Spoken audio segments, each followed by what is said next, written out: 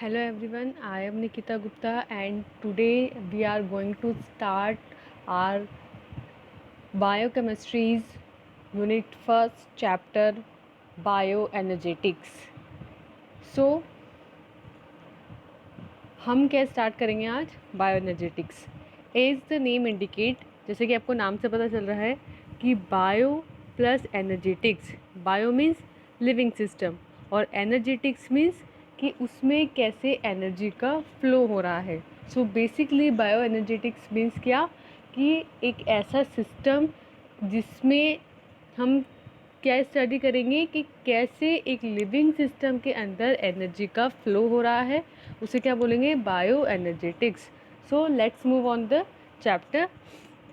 Bio energetics क्या होता है सबसे पहले ये देखेंगे. So life is an energy intensive process. जो लाइफ है वो एक एनर्जी इंटेंसिव प्रोसेस है. मीन्स लाइफ में बहुत सारे क्या होते हैं एनर्जी के फ्लोज हो रहे होते हैं. मीन्स एक लिविंग सिस्टम के अंदर डिफरेंट सोर्सेज से हम एनर्जी को कंज्यूम कर रहे होते हैं, इनटेक कर रहे होते हैं, फिर उसको यूटिलाइज कर रहे होते हैं और बाय एक्सक्रीट और बाय डूइंग वर्क हम उसको फर्दर किसी अनदर सोर्स के अंदर ट्रांसमिट कर रहे होते हैं. तो इस तरीके से जो एनर्जी है वो from one source to another source flow होती रहती है. हम जो ह्यूमन बीइंग है वो किस किस चीज़ में यूज़ करते हैं एनर्जी को. तो it takes energy to operate muscles, extract waste, make new cells, heal wounds and even to think. Means क्या बताया गया है कि हम जो हैं एनर्जी को यूज़ करते हैं मसल्स को ऑपरेट करने में, लाइक कोई वर्क करने में. नेक्स्ट वेस्ट को एक्सट्रैक्ट आउट करने में, मीन्स उसको एलिमिनेट करने में. नेक्स्ट मेक न्यू सेल्स, नई सेल्स के फॉर्मेशन के लिए. नेक्स्ट हील वाउंड्स मीन्स अगर हमें कहीं चोट लग जाती है तो उसको ठीक करने के लिए. एंड इवन टू थिंक, यहाँ तक कि अगर हम कोई वर्क नहीं परफॉर्म कर रहे हैं, जस्ट एक जगह पे सिट किए हुए एक जगह पे बैठे हुए हैं, तो बैठे बैठे अगर हम सिर्फ सोच रहे हैं तो उस सोचने की प्रोसेस में भी क्या होती है एनर्जी कंज्यूम हो रही होती है. तो इतने सारे बहुत सारे वर्क को परफॉर्म करने के लिए हमारी बॉडी क्या करती है एनर्जी को यूज़ करती है. तो अब यूज़ कर रही है तो हमें डिफरेंट सोर्सेज से पहले एनर्जी चाहिए, फिर हमने उसे यूज़ किया और यूज़ करने के बाद वो जो है किसी अदर सोर्स के अंदर एनर्जी हमारी ट्रांसमिट हो जाती है. So a discipline within biochemistry detected to the study of energy flow within living system. तो बायो एनर्जेटिक्स क्या है, एक डिसिप्लिन है जिसमें हम क्या करते हैं एक लिविंग सिस्टम के अंदर कैसे एनर्जी का फ्लो हो रहा है उसे स्टडी करते हैं. यहाँ पे जो ये वर्ड है बायोकेमिस्ट्री, जैसे कि नाम से पता चल रहा है कि एक बायोलॉजिकल सिस्टम के अंदर जो डिफरेंट टाइप की केमिकल रिएक्शंस हो रही हैं उनके थ्रू जो एनर्जी का एक्सचेंज हो रहा है, बेसिकली हम उसकी इसमें स्टडी करते हैं. अब हमने क्या देखा कि बेसिकली बायो एनर्जेटिक्स में हम किसका एक्सचेंज कर रहे हैं, एनर्जी का एक्सचेंज कर रहे हैं. तो हमें ये पता होना चाहिए कि एनर्जी, तो इस एनर्जी का हम किस में यूज़ करते हैं, कोई भी वर्क परफॉर्म करने के लिए हम एनर्जी का यूज़ करते हैं. तो कौनतनी अमाउंट में एनर्जी कंज्यूम हो रही है उसे बोलते हैं हम कैपेसिटी. तो एक पर्टिकुलर वर्क को परफॉर्म करने के लिए specific amount of energy use होती है. तो this is what energy is, कि एनर्जी इज़ अ सोर्स जिसके थ्रू हम कोई वर्क परफॉर्म कर सकते हैं. अब एनर्जी दो टाइप की होती है. पहली होती है काइनेटिक एनर्जी, दूसरी होती है potential energy. What is kinetic energy? As the kinetic means movement, means एक ऐसी एनर्जी जिसमें क्या होगा जब हम एनर्जी को यूज़ करेंगे तो उसकी वजह से कोई मूवमेंट होगा. मूवमेंट होने का मतलब है कि एक सर्टेन डिस्टेंस वहाँ पे यूज़ की जाएगी, मतलब एक सर्टेन डिस्टेंस जो है वो ट्रैवल की जाएगी. जैसे कि हमने फिज़िक्स में पढ़ा है, अगर हम इसे रिकॉल करें तो work is equals to force multiply with distance होता है। मीन्स जब हम किसी सोर्स पे या किसी ऑब्जेक्ट पे फोर्स अप्लाई करते हैं और फोर्स अप्लाई करने पर वो एक सर्टेन डिस्टेंस ट्रेवल करता है, तो तब हम कहते हैं कि वहाँ पर कोई वर्क हुआ है। तो वही सेम कॉन्सेप्ट हमारे काइनेटिक एनर्जी में लगता है कि जब हमने वहाँ पे एनर्जी लगाएंगे तो वहाँ पे एक सर्टेन मोशन होगा, एक सर्टेन डिस्टेंस है वो ट्रैवल होगी।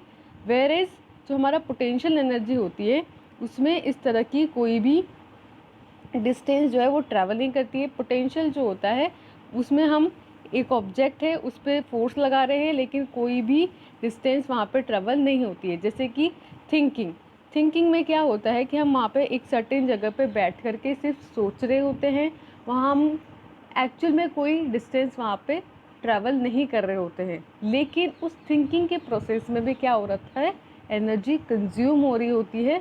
तो उस तरह की एनर्जी को बोलते हैं पोटेंशियल एनर्जी। नाउ अब हम इनके बारे में डिटेल देखते हैं कि what is kinetic energy with an example.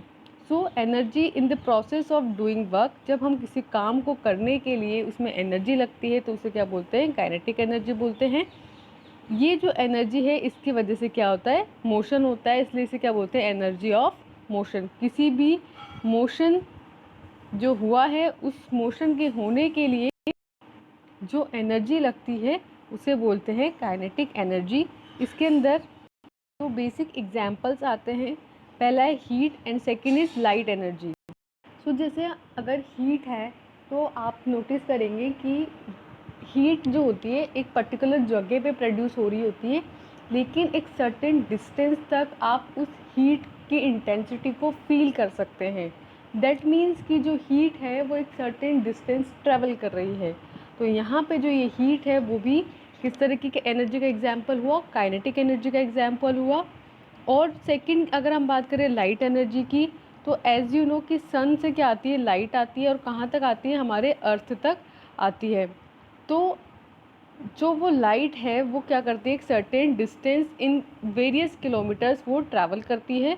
तो this is also an example of kinetic energy, क्योंकि इसमें जो एनर्जी है वो एक सर्टेन मोशन शो कर रही है, एक सर्टेन डिस्टेंस ट्रैवल कर रही है। सो इस तरह की एनर्जी को बोलते हैं kinetic energy. Next is are potential energy, जिसमें कोई भी डिस्टेंस नहीं ट्रैवल होगी, कोई भी मोशन नहीं होगा। इसमें जो हमारा मैटर है वो एक सर्टेन पोजीशन पर ही रहेगा। So energy that matters occupies because of its location, arrangement and position. Means जो मैटर है वो एनर्जी ऑक्यूपाई करता है, किसकी वजह से, उसकी पर्टिकुलर लोकेशन की वजह से, उसके अरेंजमेंट की वजह से और उसकी पोजीशन की वजह से। तो क्योंकि इसमें पोजीशन पर एनर्जी है, एक सर्टेन पोजीशन की वजह से एनर्जी है, तो इस टाइप को क्या बोलेंगे, एनर्जी ऑफ पोजीशन। इसके जो एग्जांपल हैं वो है वाटर बिहाइंड अ डैम। अगर आप एक डैम में, डैम के पीछे के वाटर को देखें तो वो एक पर्टिकुलर पोजीशन में होता है। अब अगर उस डैम को हम खोलते हैं तो एक बहुत ज़्यादा हाई एनर्जी के साथ वाटर का फ्लो होता है, लेकिन जब डैम बंद है तो उस टाइम पे वो जो वाटर है वो एक पर्टिकुलर पोजीशन में है, एक जगह पे है, उसका कोई मूवमेंट नहीं हो रहा है, लेकिन फिर भी उसमें क्या है, बहुत ज़्यादा पोटेंशियल एनर्जी एग्जिस्ट करती है। On the second example, chemical energy in gases. जैसे हमारे एटमॉस्फेयर में गैसेस है, फॉर एन एग्जांपल ऑक्सीजन है, तो ऑक्सीजन जो है वो कहीं पे मोशन नहीं कर रही है, वो एटमॉस्फेयर में उसकी पर्टिकुलर पोजीशन में है, उसकी एक सर्टेन लोकेशन है कि भाई इतने अर्थ से इतने हाइट पे ऑक्सीजन प्रेजेंट है हमारे एटमॉस्फेयर में, सब जगह वो फैली हुई है, ठीक है। लेकिन जब अगर वो आयरन के कांटेक्ट में आएगी तो वो आयरन को आयरन ऑक्साइड्स में कन्वर्ट कर देती है। तो इस तरीके से वहाँ पे क्या होती है, केमिकल रिएक्शन हो जाती है। इस वजह से वहाँ कौन सी एनर्जी है, केमिकल एनर्जी होती है इन गैसेस। तो इस तरीके से हमारे पास दो तरह की एनर्जी हुई, पोटेंशियल एनर्जी और काइनेटिक एनर्जी। अब हमने पढ़ लिया एनर्जी। अब एनर्जी का जो ट्रांसफॉर्मेशन होता है पर्टिकुलर मैटर में, तो उसको क्या बोलते हैं, thermodynamics. So what is thermodynamics, the study of energy transformation that occurs in a collection of matter, means जो मैटर का कलेक्शन है उसमें जो एनर्जी का ट्रांसफॉर्मेशन हो रहा है उसकी स्टडी को बोलते हैं थर्मोडायनेमिक्स। अब हमारे जो थर्मोडायनेमिक्स है उसमें दो बेसिक लॉज चलते हैं which is known as first law of thermodynamics and second law of thermodynamics. तो अब हम ये देखेंगे कि ये फर्स्ट लॉ ऑफ थर्मोडायनेमिक्स क्या है और सेकेंड लॉ ऑफ थर्मोडायनेमिक्स क्या होता है। So according to first law of thermodynamics, energy can not be created, destroyed, but only converted to other forms. This means the amount of energy in the universe is constant. तो आपका first law of thermodynamics क्या कहता है कि energy जो है ना तो उसे आप क्रिएट कर सकते हो और ना ही आप उसे डिस्ट्रॉय कर सकते हो, सिर्फ एनर्जी को एक फॉर्म से दूसरे फॉर्म में आप कन्वर्ट कर सकते हो। फॉर एन एग्जांपल, आपने बचपन में फूड चेन पढ़ी होगी। फूड चेन में क्या होता है, हमारी प्राइमरी स्टेज से सेकेंडरी, सेकेंडरी से टर्शरी, टर्शरी से लास्ट वाली स्टेज तक क्या होता है, एनर्जी का ट्रांसफॉर्मेशन हो रहा होता है और फिर जो लास्ट वाली स्टेज होती है वो क्या हो जाती है, डिकम्पोज हो जाती है और वो फिर से प्राइमरी स्टेज में कन्वर्ट हो जाती है। तो इस तरीके से फूड चेन में भी आपने देखा होगा कि एनर्जी का कंटिन्यूसली ट्रांसफॉर्मेशन हो रहा होता है एक स्टेज से दूसरी स्टेज में। ना तो एनर्जी कहीं क्रिएट हो रही होती है और ना ही किसी स्टेज में एनर्जी डिस्ट्रॉय हो रही है, वो सिर्फ कन्वर्ट हो रही होती है। और हर स्टेज के जो एनिमल्स हैं या प्लांट्स हैं, जो भी लिविंग ऑर्गेनिज्म है, वो उसे कंज्यूम कर रहे होते हैं।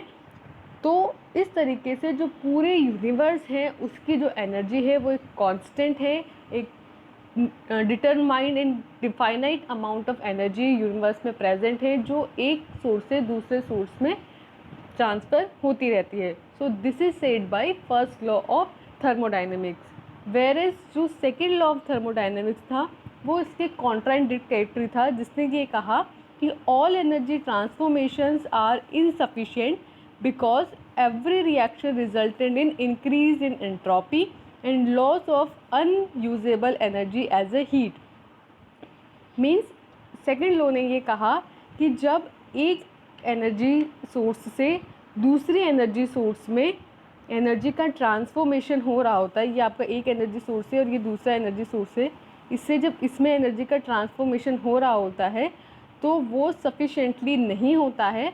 यानी कि अगर आपने एक्स एनर्जी दी है तो एक्स एनर्जी ही जो आपका सेकेंड ऑब्जेक्ट है, सेकेंड सोर्स है, उसमें नहीं जाएगी।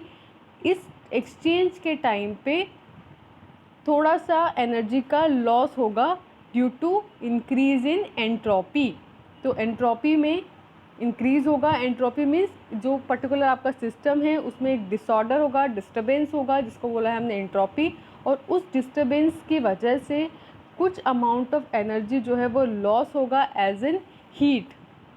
तो इस तरीके से एनर्जी का लॉस होगा और पूरा जो है एनर्जी वो सेकेंड ऑब्जेक्ट में ट्रांसफ़र नहीं होगी। तो ये कहता है हमारा सेकेंड लॉ ऑफ डायनेमिक्स। तो हमने ये देख लिया कि एनर्जी क्या होती है, एनर्जी किस तरह से ट्रांसफ़र होती है, किन लॉज पे बेस्ड होती है। अब हमें ये समझना है कि हम आखिर इस एनर्जी का सेल्स करती क्या है। भाई हमने एनर्जी ले ली इन अ फॉर्म ऑफ एटीपी, तो हम उसका करेंगे क्या। तो what sales do with the energy. So energy जो सेल्स है वो यूज़ करती है एनर्जी को for the chemical work, means कोई केमिकल रिएक्शन के लिए। मैकेनिकल वर्क मीन्स जैसे अगर कोई हमें कुछ चीज़ उठानी है, लिफ्ट करनी है, सरकानी है, उसको पुश करना है, पुल करना है, तो किसी मैकेनिकल वर्क के लिए। एंड इलेक्ट्रोकेमिकल वर्क, जैसे कि हमारे हार्ट में हो रहे होते हैं इलेक्ट्रोकेमिकल रिएक्शन, जिसमें जो सेल्स होती है हमारे वो अंदर से नेगेटिव चार्ज होती है, बाहर पॉजिटिव चार्ज होता है और चार्जेस का एक्सचेंज हो रहा होता है, जिसकी वजह से पोलराइजेशन और डीपोलराइजेशन हो रहा होता है। तो इस तरह के इलेक्ट्रोकेमिकल वर्क भी हो रहे होते हैं हमारी बॉडी में, जिनके लिए सेल्स क्या करती हैं, एनर्जी को यूज़ करती हैं। तो हमें ये पता चल गया कि सेल्स एक्चुअली करती क्या है एनर्जी का। अब what sales do with the energy, तो वो कैसे करती है यूज़ उसको। तो इन सम sales as much as half of the cell's energy output is used to transfer molecules across the cell membrane. More than 0.5% जो है हमारी सेल्स क्या करती है, जो एनर्जी है उसको यूज़ करती है किसके लिए, मॉलिक्यूल्स का सेल मेम्ब्रेन के अक्रॉस ट्रांसफ़र करने के लिए। मीन्स या तो मॉलिक्यूल्स को सेल मेम्ब्रेन के अंदर भेजने के लिए या सेल मेम्ब्रेन से बाहर भेजने के लिए। तो अगर मॉलिक्यूल्स के ट्रांसफ़र के लिए एनर्जी यूज़ हो रही है तो वहाँ पे जो ट्रांसपोर्ट होता है उसे क्या बोलते हैं, एक्टिव ट्रांसपोर्ट बोलते हैं। तो पहला जो हमारी सेल्स कर रही है वो क्या कर रही है, एक्टिव ट्रांसपोर्ट कर रही है। मीन्स एक्सचेंज करने के लिए मॉलिक्यूल्स को एनर्जी यूज़ कर रही है। Cell movement requires energy. दूसरा, जो हमारी सेल्स मूव करती है उसके लिए भी एनर्जी चाहिए। And thousands of energy hungry chemical reaction go on in every living cell every second every day। तो हर दिन हर सेकंड क्या होता है, हमारी जो लिविंग सेल्स होती है उसमें बहुत सारी केमिकल रिएक्शंस हो रही होती है और वो जो केमिकल रिएक्शंस हो रही होती है वो एनर्जी हंगरी होती है। मीन्स उनमें एनर्जी की रिक्वायरमेंट होती है। तो उन सेल्स की केमिकल रिएक्शंस के लिए, सेल्स के मूवमेंट के लिए बहुत सारी एनर्जी की रिक्वायरमेंट होती है। The kind of energy cells use in chemical bond energy, the shared electrons that holds atoms together in a molecule. Means जो एनर्जी होती है सेल्स में वो किसके फॉर्म में होती है, केमिकल बॉन्ड्स के फॉर्म में होती हैं।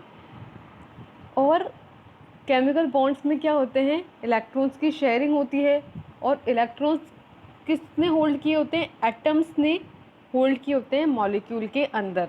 मीन्स जो आपकी एनर्जी है सेल्स में वो मॉलिक्यूल हैं आपके, मॉलिक्यूल्स ने बॉन्ड बनाए हुए हैं और बॉन्ड के थ्रू एटम्स को कनेक्ट किया हुआ है और उन बॉन्ड्स के अंदर क्या है, केमिकल एनर्जी प्रेजेंट है जिसको उन बॉन्ड्स को तोड़ने से क्या मिलेगी, आपको एनर्जी मिलेगी। तो बेसिकली हमारी बॉडी क्या करती है, जैसे अगर एटीपी है तो उसको क्या मीन हुआ, एटीपी का मतलब एडिनोसिन ट्राईफॉस्फेट। तो जब एडिनोसिन ट्राईफॉस्फेट मतलब उसमें 3 फॉस्फेट ग्रुप हैं, जब एक फॉस्फेट ग्रुप जो है उससे हटता है जो कि ऑफकोर्स बाय बॉन्ड जुड़ा हुआ है, तो उससे उस बॉन्ड के टूटने से जो एनर्जी मिलती है उसको हमारी बॉडी यूटिलाइज करती है। तो जब तो हम कहते हैं कि एटीपी से जब एडीपी बनता है तो उससे इतनी इतनी हमारे को एनर्जी मिलती है, एक स्पेसिफिक अमाउंट ऑफ एनर्जी मिलती है। तो बेसिकली हुआ क्या, जो फॉस्फेट ग्रुप उससे अटैच था बाय अ बॉन्ड, वो उसका ब्रेक डाउन हुआ, वो टूटता है और उसकी वजह से जो एनर्जी मिलती है उसको हमारी सेल्स यूटिलाइज करती है। So this is the mechanism that how our cells uses our chemical energy. Next, तो जब बॉन्ड टूट रहा है तो क्या होगी, energy release. Energy release means exergonic reactions. और जब बॉन्ड बन रहा है तो क्या होगी, एनर्जी कंज्यूम। तो क्या होगी, एंडरगोनिक रिएक्शंस। तो वही हम नेक्स्ट देख रहे हैं कि व्हाट इज़ एंडरगोनिक रिएक्शंस और what is exergonic reactions. So endergonic reactions क्या होती है, chemical reactions that require a net input of energy.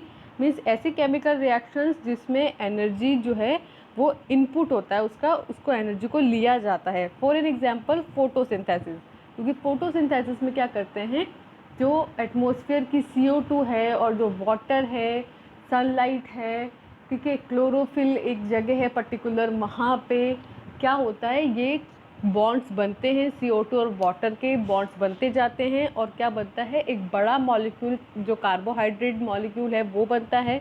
तो इस बॉन्ड के बनने के लिए एनर्जी उसमें देनी पड़ती है। तो इसमें क्या होता है, नेट अमाउंट जो है वो इनपुट होता है। मतलब ऐसा नहीं है कि सिर्फ लेना ही लेना पड़ता है, नेट बोला है। मीन्स जो रिएक्शंस हो रही होंगी, बहुत सारी रिएक्शंस हो रही होंगी उस टाइम पे, कुछ अमाउंट ऑफ एनर्जी आपको देनी भी पड़ेंगी और कुछ अमाउंट ऑफ एनर्जी निकलेगी भी सही। लेकिन जब नेट हम निकालेंगे तो नेट क्या होगा, इनपुट ऑफ एनर्जी होगा। और जो एक्सर्गोनिक रिएक्शंस होती है उसमें chemical reaction that releases energy. तो इसमें ऐसी केमिकल रिएक्शंस होती है जिसमें नेट क्या होता है, एनर्जी रिलीज़ हो रही होती है, एनर्जी निकल रही होती है, तो उसको बोलेंगे एक्सर्गोनिक रिएक्शन। जैसे सेलुलर रेस्पिरेशन, जिसमें हम क्या करते हैं, जो कार्बोहाइड्रेट का C6H12O6 करके एक बड़ा सा मॉलिक्यूल है, वो ऑक्सीजन के प्रेजेंस में वो वो टूटता जाता है, डिकम्पोज होता जाता है, और जैसे जैसे उसमें बॉन्ड्स टूटते जाएंगे वैसे वैसे क्या होता जाता है, एनर्जी रिलीज होती जाती है, और इसको क्या बोलते हैं, एक्सर्गोनिक रिएक्शंस बोलते हैं। Next is cellular metabolism, means हमारे सेल्यूलर मेटाबॉलिज्म को अगर हम बेसिकली समझें तो इसमें कुछ और होता नहीं है। इसमें क्या होता है, कैटाबॉलिक रिएक्शंस हो रही होती हैं एंड एनाबॉलिक रिएक्शंस हो रही होती हैं। और कैटाबॉलिक रिएक्शंस मीन्स मॉलिक्यूल्स का टूटना, और एनाबॉलिक रिएक्शंस मीन्स मॉलिक्यूल्स का सिंथेसाइज होना। तो हमारी जो बॉडी है उसमें उसको हम बोलते हैं एम्फीबॉलिक रिएक्शंस हो रही होती है, मीन्स दोनों तरह की रिएक्शंस हो रही होती है। किसी पार्ट में कैटाबॉलिज्म हो रहा होता है, किसी पार्ट में एनाबॉलिज्म हो रहा होता है, और इस तरीके से पूरा सेलुलर मैकेनिज्म फॉलो हो रहा होता है। So cells are thousand of different chemical reaction, cells में बहुत सारी तरह की डिफरेंट केमिकल रिएक्शन हो रही होती है। In general metabolism can split into 2 groups of reaction. Metabolism को हम 2 तरह के रिएक्शंस में बांट सकते हैं, पहला है catabolism and second one is anabolism. Catabolism means which breaks down molecule, जिसमें क्या होते हैं, मॉलिक्यूल्स ब्रेक डाउन होते हैं। रिलीजियस एनर्जी, जब मॉलिक्यूल्स टूटेंगे तो एनर्जी रिलीज होएंगी, and some of energy is captured in the bond of ATP, और जब ये एनर्जी रिलीज होएगी तो उसको एटीपी के फॉर्म में स्टोर कर लिया जाएगा, एटीपी के बॉन्ड्स के फॉर्म में स्टोर कर लिया जाएगा, कैप्चर कर लिया जाएगा। वेरेज जो एनाबॉलिज्म होता है उसमें uses energy from the ATP to synthesize large molecules including macro molecules.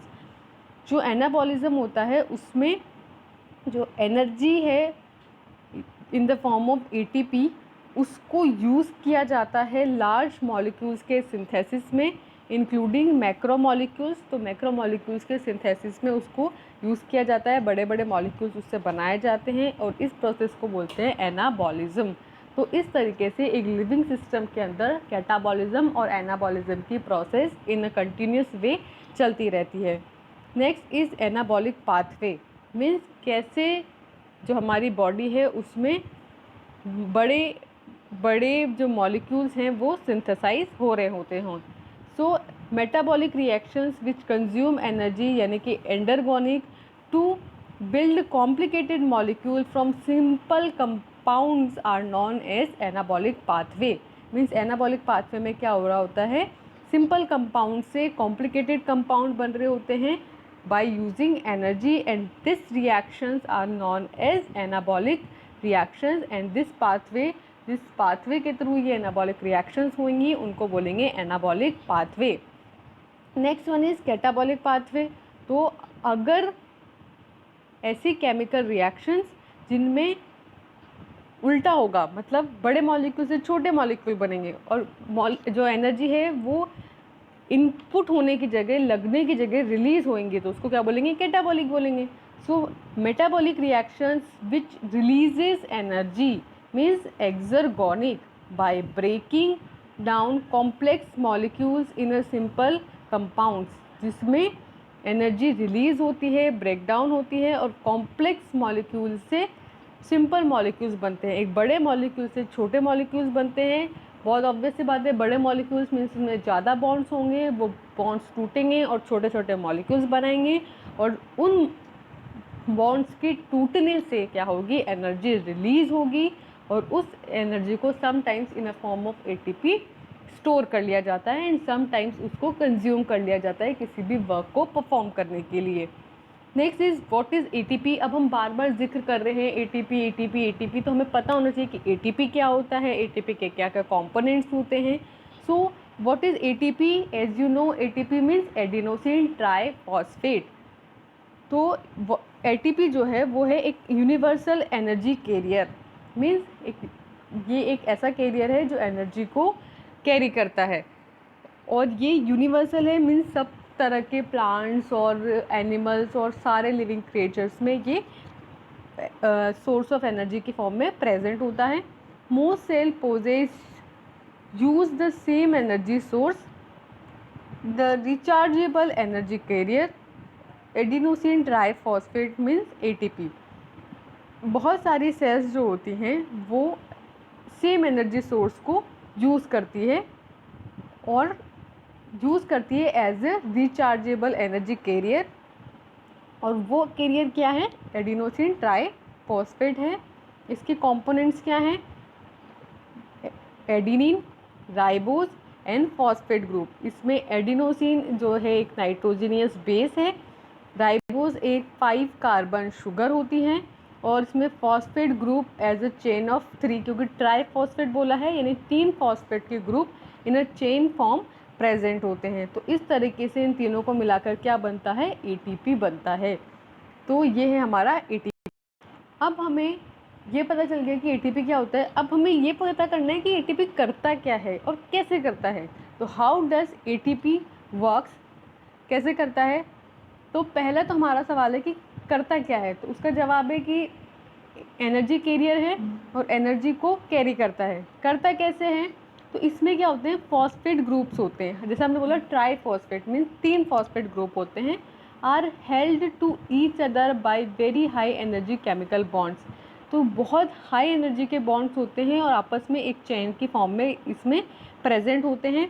Under certain condition the end phosphate can break away and the energy released to the hungry reaction that keep a cell alive. Means cell को ज़िंदा रखने के लिए जहाँ पे energy की requirement होती है, वहाँ पे इसके जो ये फॉस्फेट बॉन्ड होते हैं, वो जो एंड फॉस्फेट है वहाँ से ब्रेक डाउन होते हैं, और उनके ब्रेक डाउन होने से एनर्जी रिलीज़ होती है, और उस एनर्जी को जो हमारी हंग्री रिएक्शंस है जिसमें एनर्जी की रिक्वायरमेंट है, वहाँ पे इस एनर्जी को यूज़ किया जाता है ताकि जो हमारी सेल्स है वो अलाइव हो, वो ज़िंदा रहें।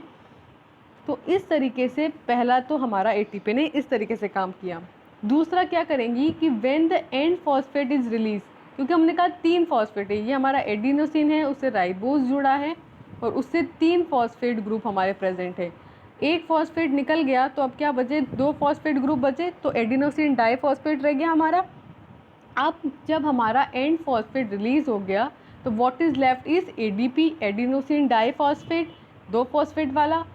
This change from tri to di is taking place constantly as ATP circulating through cells. जैसे जैसे सेल से एटीपी सर्कुलेट होती रहेगी तो वहाँ पे जहाँ पर भी एनर्जी की रिक्वायरमेंट होगी वहाँ ये एटीपी ट्राइफॉस्फेट एटीपी डाइफॉस्फेट में कन्वर्ट हो जाएगा। The recharging of ADP to ATP requires a huge energy investment। तो अब हमें इस डाइफॉस्फेट से फिर से अगर हमें ट्राइफॉस्फेट बनाना है तो उसके लिए हमें एक बहुत ज़्यादा अमाउंट ऑफ एनर्जी का इन्वेस्टमेंट लगेगा, and that energy comes from food we eat. और ये एनर्जी कहाँ से आएगी, ये एनर्जी आएगी जब हम फूड को इनटेक करेंगे वहाँ से। तो बेसिकली इस तरीके से हमारी एटीपी वर्क करती है। Next is hydrolysis of ATP. Means जो हमारा एटीपी ट्राइफॉस्फेट है उससे डाइफॉस्फेट में बदलेगा कैसे, तो bye hydrolysis reactions means in the presence of water जो एटीपी है वो एडीपी में कन्वर्ट होगा और साथ में क्या निकालेगा, एक इनऑर्गेनिक फॉस्फेट ग्रुप, जो से 3 फॉस्फेट थे, एक निकल गया तो ये फॉस्फेट ग्रुप अलग हो जाएगा और साथ में निकलेगी एक ह्यूज अमाउंट में एनर्जी जिसको हम यूटिलाइज करेंगे किसी भी वर्क को परफॉर्म करने के लिए और आइदर स्टोर कर लेंगे। तो इस तरीके से एटीपी का हाइड्रोलिसिस होता है। फिर अगर आपका एडीपी है तो उसका डिहाइड्रेशन कैसे होता है, मीन्स हाइड्रेशन के थ्रू तो आपने क्या किया, एटीपी को एडीपी में बदला, अब इसका डिहाइड्रेशन करेंगे मीन्स फिर से एडीपी से किस में जाएंगे, हम एटीपी में जाएंगे।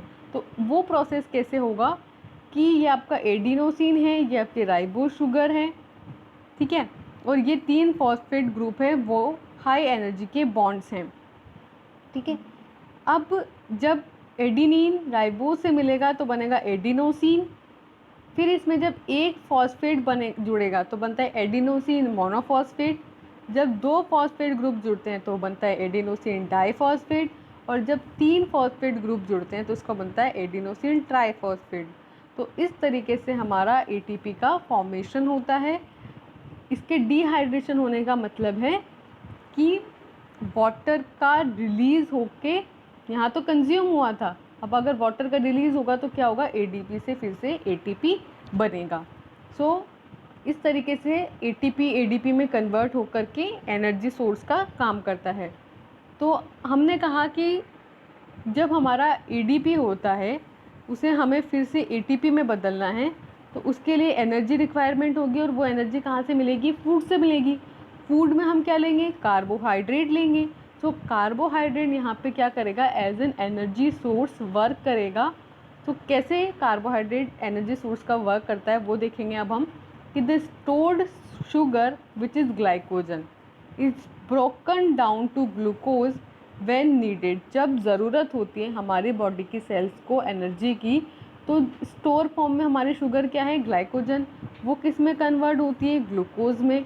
और जब ये कन्वर्ट होती है तो उससे क्या निकलती है? एनर्जी निकलती है, जिसको as an energy source use किया जाता है। Almost all cells burn sugar means 6 carbon sugar to get energy. Means सभी सेल्स में क्या होता है? ग्लूकोज जो कि एक 6 कार्बन शुगर है वो प्रेजेंट होती है। इसको बर्न शुगर बोलते हैं एनर्जी के सोर्स के लिए। तो ये जो शुगर है ये मेटाबोलाइज होती है बाय ग्लाइकोलाइसिस टू पायरुवेट। सबसे पहले ये जो ग्लूकोज है वो पायरुवेट में कन्वर्ट होती है by the process of glycolysis, जिसके थ्रू ये मेटाबोलाइज होती है, और मेटाबोलाइज होकर के पायरुवेट में कन्वर्ट होती है, जिससे कि एनर्जी हमें मिलती है। नेक्स्ट क्या होता है? ये जो पायरुवेट है वो फर्दर मेटाबोलाइज होता है एसिटाइल कोलिन में, और फिर ये जो एसिटाइल कोलिन होता है ये आगे जाता है क्रैब्स साइकिल में, और क्रैब्स साइकिल के एंड में हमें CO2 और वाटर में ये टूट जाता है। तो बेसिकली क्या होता है? हमारी बॉडी में है ग्लाइकोजन स्टोर फॉर्म में। ग्लाइकोजन किस में कन्वर्ट होगा? ग्लूकोज में। ग्लूकोज किस में कन्वर्ट होगा? पायरुवेट में। पायरुवेट किस में कन्वर्ट होगा? एसिटाइल कोलिन में। और ये एसिटाइल कोलिन किस में जाएगा? क्रैब्स साइकिल में। और फर्दर वहाँ से CO2 और H2O जो है वो एलिमिनेट होंगे, और इस पूरे प्रोसेस में क्या होगा? Energy in the form of ATP जो है हमें मिलती रहेगी। So this is how carbohydrate work as an energy. Next, lipid as an energy, कि हमने देख लिया कि कार्बोहाइड्रेट कैसे एनर्जी सोर्स का काम करते हैं। फिर हम देख रहे हैं कि लिपिड्स कैसे एज एन एनर्जी सोर्स काम करते हैं।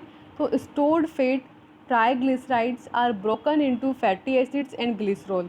जैसे हमारा कार्बोहाइड्रेट ब्रेक डाउन हो रहा था, वैसे हमारे लिपिड्स जो हैं either in a store form as fat और ट्राइग्लिसराइड, वो ब्रोक डाउन होंगे फैटी एसिड्स में और ग्लिसरॉल में। फिर ये जो फैटी एसिड्स हैं वो स्प्लिट होंगे 2 कार्बन पीसेस, मतलब एसिटाइल कोलिन में, जैसे कि पहले हमारा कार्बोहाइड्रेट हुआ था, और फिर वो सेम टू सेम किस में जाएंगे? क्रैब्स साइकिल में। और फिर वहाँ क्रैब्स साइकिल के थ्रू भी क्या होंगे? हमें एनर्जी ऑब्टेन होगी, जो किसकी फॉर्म में काम आएगी? ATP की फॉर्म में हमें आगे यूज़ करेंगे हम उसका। Next, protein as an energy source. First हमने देखा कार्बोहाइड्रेट, सेकंड देखा लिपिड, और तीसरा देख रहे हैं हम प्रोटीन कैसे एज एन एनर्जी सोर्स काम आते हैं। सो प्रोटीन जो है वो डिग्रेडेड होते हैं अमीनो एसिड्स में, और जब ये अमीनो एसिड्स में कन्वर्ट हो जाते हैं तो इनसे रिमूव होते हैं different amino acids both into glycolysis and crabs cycle. Means proteins आपके डिग्रेडेड हुए अमीनो एसिड्स में, और अमीनो एसिड्स जो है वो फर्दर रिमूव होंगे different other kind of amino acids में, और किस प्रोसेस के थ्रू होंगे? बाय ग्लाइकोलाइसिस और क्रैब्स साइकिल, वो आगे फर्दर प्रोसेसिंग होगी उनकी, और लास्ट में जो उनका नाइट्रोजन है अमीनो एसिड्स का वो एलिमिनेट हो जाएगा एज एन यूरिया। तो how proteins use as a energy source, कि आपके पास प्रोटीन है, बड़े मॉलिक्यूल्स है, वो कन्वर्ट होंगे छोटे अमीनो एसिड्स में, और अमीनो एसिड्स भी आगे एक दूसरे में ट्रांसफॉर्म होते रहेंगे। वो अमीनो एसिड्स फर्दर जाएंगे ग्लाइकोलाइसिस में और क्रैब्स साइकिल में, और आपको जैसा पता है कि ग्लाइकोलाइसिस और क्रैब्स साइकिल के थ्रू हमें क्या मिलेगी? एनर्जी मिलेगी।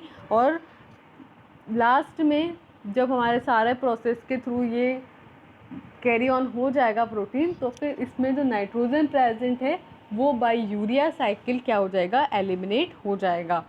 सो दिस इज़ द वे जिसके थ्रू हम कार्बोहाइड्रेट, प्रोटीन और फैट को मेटाबोलाइज करते हैं और उनसे एनर्जी कंज्यूम करते हैं। अब अगर हम एक जनरल स्ट्रक्चर की बात करें तो to maintain your body at rest you need about 2000 calories per day. Even in the resting phase our body needed 2000 calories per day and this is called as basal metabolic rate और BMR. इसे क्या बोलते हैं? BMR यानी basal metabolic rate बोलते हैं कि अगर हम इन रेस्टिंग फेज में हैं तो भी हमें 2000 कैलोरीज पर डे रिक्वायरमेंट होती है. You get in this much energy from 500 grams of sugar. आप इस एनर्जी को किससे ले सकते हैं? सिर्फ 500 ग्राम, अगर आधा किलो शुगर अगर आप ले लें तो उससे आप इस एनर्जी को फुलफ़िल कर सकते हैं. Because 500 gram of sugar is equals to 2000 gram per 4 calorie per 4 kilogram, that is equals to 500 gram. और या तो आप 500 ग्राम शुगर से ले लीजिए और 222 ग्राम ऑफ फैट से भी आप इसे ले सकते हैं.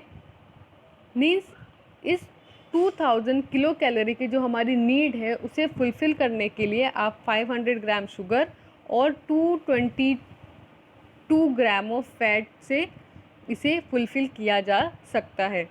In an American diet, about 65% of our energy comes from sugar and 35% from fat.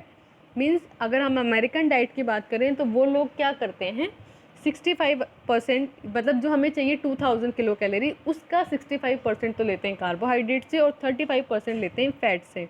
तो इस तरीके से बॉडी की जो BMR है उसको मेंटेन किया जाता है. So what is we get into this chapter कि हमने पहले ये देखा कि बायो एनर्जेटिक्स क्या होता है, किस किस फॉर्म में हमारी एनर्जी प्रेजेंट होती है, कैसे वो ट्रांसफ़र होती है एक एनर्जी सोर्स से दूसरे एनर्जी सोर्स में, कौन कौन से लॉ अप्लाई होते हैं, कैसे हम कार्बोहाइड्रेट, फैट और प्रोटीन को as an energy source use करते हैं. एनर्जी सोर्स जो हमारा यूनिवर्सल कैरियर है वो है ATP कैसे मेटाबोलाइज होता है, कैसे यूज़ करते हैं हम उसे एनर्जी सोर्स में. सो ये सारी बेसिक चीज़ें हमने इस चैप्टर में देखी. Thank you.